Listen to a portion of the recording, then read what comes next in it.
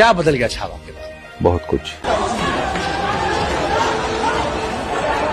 दरअसल औरंगजेब की कब्र को तोड़ देना चाहिए। औरंगजेब ही नहीं बल्कि हर उस सबूत को खाक कर देना चाहिए जिसका संबंध मुगलों से रहा हो, फिर वो चाहे लाल किला हो, ताजमहल हो, बुलंद दरवाजा हो, कुतुब मीनार हो, आगरे का किला हो या फतेहपुर सीकरी हो। और इस कदर मिटा देना चाहिए कि कल जन्मे बच्चे को ये कभी मालूम न चले कि इस देश में मुगल नाम के कोई व्यक्ति भी रहते थे। लेकिन फिर इसके बाद इस देश में कभी किसी बच्चे को भूखा नहीं सोना चाहिए, फिर कभी किसी बच्चे को नौकरी के लिए गले में फंदा न लगाना पड़े, फिर कभी किसी महिला को घर से निकलते वक्त की फिक्र न करनी पड़े।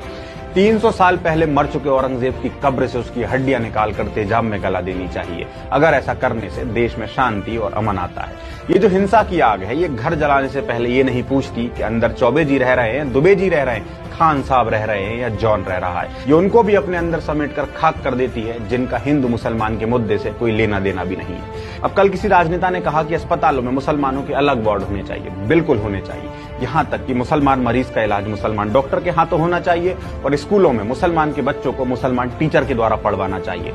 कॉलेज से हरे बोर्ड हटा देने चाहिए। यहाँ तक कि पक्षी समुदाय में तोते को यह फरमान दे देना चाहिए कि उसके हरे रंग के कारण उसको सरहद पार जाना पड़ेगा। अगर हम अतीत में ही रहना चाहते हैं तो फिर भविष्य की कल्पना कर देना हमें छोड़ देना चाहिए। मुझे तो ये ताज्जुब होता है कि एक मरा हुआ औरंगजेब इस देश में इतना तमाशा करवा रहा है, जब जिंदा रहा होगा तब क्या आलम रहा होगा।